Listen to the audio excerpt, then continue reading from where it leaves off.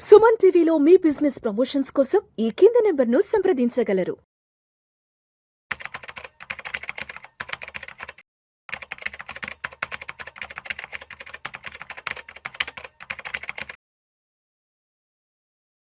నమస్తే Harsha.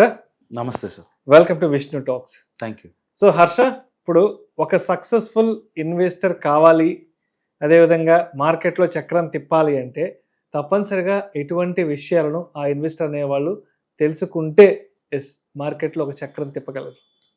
So investing అంటే అర్థం చేసుకోవడానికి ఎలా వెళ్ళాలి ఆ ప్రాసెస్ అనేది ఒక 7 స్టెప్స్లో చెప్తాను.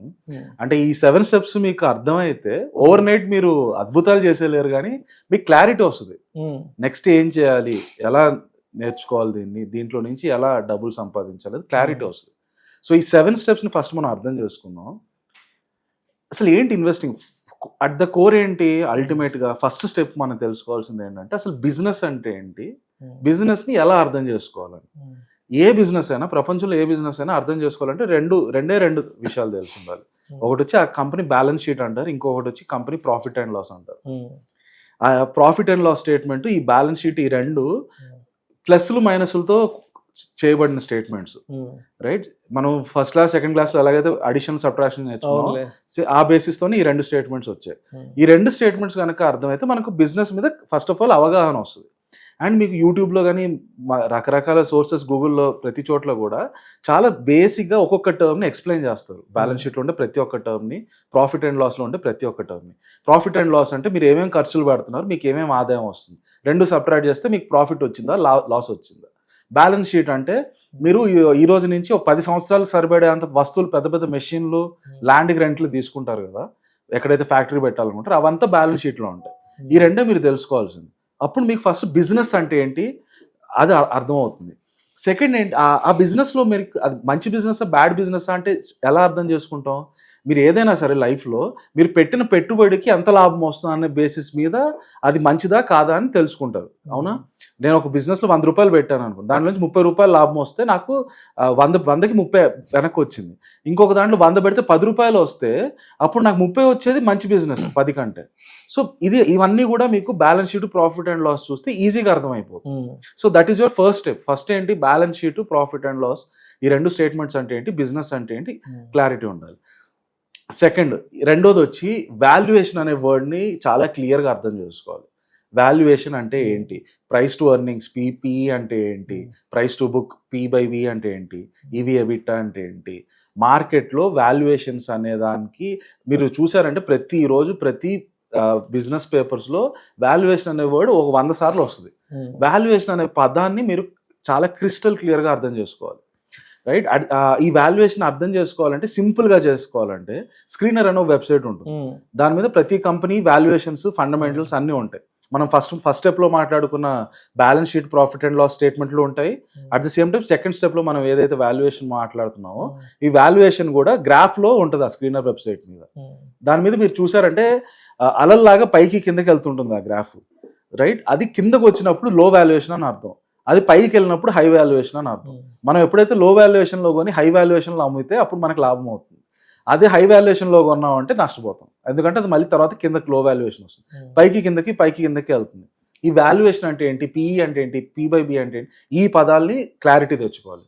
That is your second step. ఈ 2 స్టెప్స్ కనుక మీకు అర్థమైతే, మీరు టీవీలో CNBCలో పెట్టినప్పుడు కింద స్టాక్ ప్రైస్లు వెళ్తూ ఉంటాయి కదా, స్క్రాల్ అవుతూ ఉంటాయి. రైట్, ఆ ప్రైస్ ఏంటనేది మీకు, ఆ ప్రైస్ వచ్చి first step multiplied by second step, ఆ నంబర్ వస్తుంది. Simple multiplication. ఫస్ట్ స్టెప్లో మనకి ప్రాఫిట్ అంటే తెలుస్తుంది, సెకండ్ స్టెప్లో వాల్యుయేషన్ అంటే తెలుస్తుంది. ప్రాఫిట్ ఇంటూ వాల్యుయేషన్ మనకి టీవీలో కిందకి వెళ్ళే నంబర్. అది మీకు ఫస్ట్ ఆఫ్ ఆల్ ఆ నంబర్ ఏంటో, దాని బ్యాక్గ్రౌండ్ ఏంటనే క్లారిటీ వస్తుంది first 2 steps. At the same time ఈ ఫస్ట్ 2 స్టెప్స్ చేసినప్పుడు మనకి ఒక బిజినెస్ అంటే ఏంటో పూర్తిగా అర్థం అవుతుంది. కొంచెం టాప్ యాంగిల్లో పైకి వచ్చి చూస్తే నెక్స్ట్ బిజినెస్ పైన ఏముంటుంది, అది ఉండే ఇండస్ట్రీ ఏంటి, ఆ ఇండస్ట్రీలో అలాంటి బిజినెస్లు చాలా ఉంటాయి. రైట్, ఇట్లా 4-5 రకరకాల బిజినెస్లు ఒక గ్రూప్ చేసాం అనుకోండి, 10 బిజినెస్లు, అందరూ ఒకటే ప్రోడక్ట్స్ తీసుకొస్తాం, వీళ్ళందరినీ కలిపి మనం ఇండస్ట్రీ అంటాం. ఇండస్ట్రీని అర్థం చేసుకోవాలి నెక్స్ట్ లెవెల్. ఇండస్ట్రీని at the same time sectors అంటే ఇట్లా 10 ఇండస్ట్రీలను కలిపితే ఇంకొంచెం పైకి వస్తే సెక్టర్ అవుతుంది అన్నమాట. రైట్, సో ఫర్ ఎగ్జాంపుల్ మీకు ఇప్పుడు కన్జ్యూమర్ డ్యూరబుల్స్ అని అంటాం. కన్జ్యూమర్ డ్యూరబుల్స్ లో ఆటోమొబైల్స్ అనేది ఒక ఇండస్ట్రీ, రైట్? జ్యువెలరీ అనేది ఒక ఇండస్ట్రీ. ఇలాంటి రకరకాల ఇండస్ట్రీస్ అన్ని మొత్తం కలిపితే కన్జ్యూమర్ డ్యూరబుల్స్ సెక్టర్ అవుతుంది. ఓకే, సో ఈ సెక్టర్ ఇండస్ట్రీ అంటే ఏంటి ఈజీగా ఎలా తెలుసుకోవాలంటే, మీకు ఎన్ఎస్సి వెబ్సైట్ మీద ఇండస్ట్రీ సెక్టర్ క్లాసిఫికేషన్ చాలా క్లియర్గా ఉంటుంది. ఒక పీడిఎఫ్ దొరుకుతుంది. దాంట్లో ఇండియాలో ఉన్న ప్రతి సెక్టర్, దాంట్లో ఏ ఇండస్ట్రీస్ ఉన్నాయి, వాటిలో ఏ ఇండస్ట్రీ టైప్స్ ఉంటాయి, ఇది మొత్తం ఆ డేటా మొత్తం అక్కడ ఉంటుంది. మీరు ఆ డేటాను ఒకసారి చూసాక, ఆ చార్ట్ పీడిఎఫ్ ఫైల్ని ఒకసారి చదివాక ఎన్ఎస్సి వెబ్సైట్లోనే కంపెనీ పేరు కొట్టారనుకోండి, ఆ కంపెనీకి అన్ని డీటెయిల్స్ వస్తాయి. అది ఏ సెక్టర్లో ఉంది, ఏ ఇండస్ట్రీలో ఉంది, ఏ బిజినెస్ చేస్తుంది, మొత్తం డీటెయిల్స్ అక్కడ వస్తాయి. దాన్ని మీరు మైండ్లో మ్యాప్ చేసుకోవచ్చు. అది చేసుకున్నప్పుడు ఏమవుతుంది అంటే, మార్కెట్లో మీకు దగ్గర 5,000 కంపెనీలు ఉన్నాయి. 5,000 ఒక్కొక్కటి గుర్తుపెట్టుకోవడం కంటే, అసలు మార్కెట్లో ఉన్న సెక్టార్స్ ఎన్ని ఉన్నాయి, 20 ఉంటాయి. ఇండస్ట్రీలో ఒక 100 ఉంటాయి. ఈ 20-100 గుర్తుపెట్టుకోవడం చాలా ఈజీ. ఇది గుర్తుపెట్టుకున్నప్పుడు ఆ తర్వాత వాటిని మ్యాప్ చేసుకుంటే కంపెనీలన్నీ ఈజీగా గుర్తుపెట్టేసుకోవచ్చు, రైట్? ఇది థర్డ్ ఇంపార్టెంట్ స్టెప్. ఇండియన్ మార్కెట్లో ఉన్న సెక్టార్స్ ఏంటి, వాటిలో ఉండే ఇండస్ట్రీస్ ఏంటి, ఇది క్లారిటీ తెచ్చుకోండి. Fourth, the most important step వచ్చి రీడింగ్. మీరు కంటిన్యూస్గా ఈ ఫీల్డ్లో, ఇన్వెస్టింగ్ అనే ఫీల్డ్లో మీరు ఎంటర్ అయ్యి డబ్బులు సంపాదించాలంటే మీకు ఉండాల్సిన బిగ్గెస్ట్ స్కిల్ ఏంటంటే రీడింగ్, రైట్? ఏం చదవాలి, ఏది పడితే అది చదవకూడదు కదా. ఆబ్వియస్గా మోస్ట్ ఇంపార్టెంట్ స్టేట్మెంట్స్ ఏమొస్తాయంటే, ఒక కంపెనీ గురించి అర్థం చేసుకోవాలంటే స్క్రీనర్ అనే వెబ్సైట్ మీదకి వెళ్ళి దాంట్లో కంపెనీ పేరు టైప్ చేస్తే కిందకి వచ్చేసారనుకోండి, పేజ్ కిందకి రైట్ సైడ్లో మీకు కాన్ కాల్స్ అని ఉంటాయి. కాన్ కాల్స్ అంటే అర్థం ఏంటంటే కాన్ఫరెన్స్ కాల్స్. మనం ఫోన్లో నలుగురు కలిసి మాట్లాడితే దాన్ని కాన్ఫరెన్స్ కాల్ అంటాం కదా. అలా ప్రతి కంపెనీ కూడా, ఇండియాలో ఉండే ప్రతి కంపెనీ, మార్కెట్లో లిస్ట్ అయిన కంపెనీస్ ఎవ్రీ క్వార్టర్ అంటే 3 నెలలు, ప్రతి 3 నెలలకు ఒకసారి ఒక కాన్ఫరెన్స్ కాల్ అని కండక్ట్ చేస్తారు. ఆ కాల్లో ఎవరైనా వచ్చి ఆ company main management, CEO, MD, chairman అందరూ కూర్చొని ఉంటారు.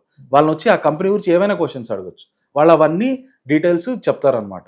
సో వాళ్ళని వచ్చి చాలా మంది ఏం అడుగుతారు, మీ కంపెనీ ఫ్యూచర్లో గ్రోత్ ఎలా ఉండబోతుంది, ఈ ఇండస్ట్రీలో గ్రోత్ ఎలా ఉంటుందని మీరు అనుకుంటున్నారు, మీ మార్జిన్స్ ఎలా ఉండబోతున్నాయి, ఇవన్నీ మీరు ఫస్ట్ స్టెప్లో ఏదైతే ఫైనాన్షియల్స్ చదువుతారో, బ్యాలెన్స్ షీట్, P&L, అక్కడ వస్తాయి ఈ వర్డ్స్ అన్ని.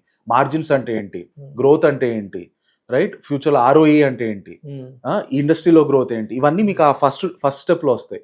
అది నేర్చుకున్నాక ఫోర్త్ స్టెప్ రీడింగ్ వచ్చినప్పుడు ఆ కాన్ కాల్స్ ఇస్తే దాంట్లో మీకు ఆ ఫస్ట్ స్టెప్లో మీరు ఏదైతే నేర్చుకున్నారో, profit and loss, balance sheet, ఈ రెండింటి గురించి ఫుల్ డిస్కషన్ ఉంటుంది. ఆ కంపెనీ టాప్ మేనేజ్మెంట్ మొత్తం ఎక్స్ప్లెయిన్ చేస్తారు. ఫ్యూచర్లో ఎలా ఉండబోతోంది, ప్రాఫిట్స్ పెరుగుతాయా, తగ్గుతాయా, మేము ఈరోజు ఇండియాలో ఉన్నాం, రేపు యూరోప్లోకి ఎక్స్పాండ్ అవుతామా, అమెరికాలోకి ఎక్స్పాండ్ అవుతామా, ఆస్ట్రేలియాలోకి ఎక్స్పాండ్ అవుతామా, ఇవన్నీ కూడా ఆ కాన్ కాల్స్లో ఉంటుంది. కాన్ కాల్స్ అనేది ఈజ్ అ సూపర్ సోర్స్ మీకు ఒక కంపెనీ గురించి అర్థం చేసుకోవాలంటే.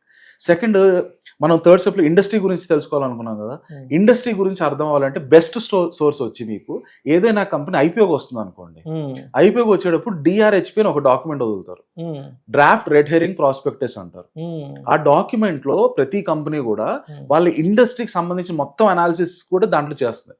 ఒకవైపు కంపెనీ గురించి మాట్లాడుతుంది, కానీ ఒక సెక్షన్ కంప్లీట్ గా ఆ ఇండస్ట్రీ మొత్తం గురించి మాట్లాడుతుంది. మీకు ఒక ఇండస్ట్రీ తెలుసుకోవాలంటే DRHPలో ఆ ఇండస్ట్రీ సెక్షన్ కంటే మించిన బెస్ట్ సోర్స్ అనేది ఎక్కడా ఉండదు. అంటే ఇది ఫ్రీగా దొరుకుతుంది మీకు.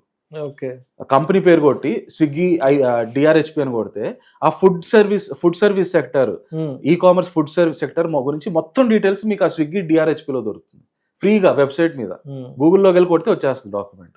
సో రీడింగ్ అనేది చాలా ఇంపార్టెంట్. ఒకటి వచ్చి కంపెనీ గురించి తెలుసుకోవాలంటే కాన్ కాల్స్, ఇండస్ట్రీ గురించి తెలుసుకోవాలంటే ఈ DRHP రిపోర్ట్స్.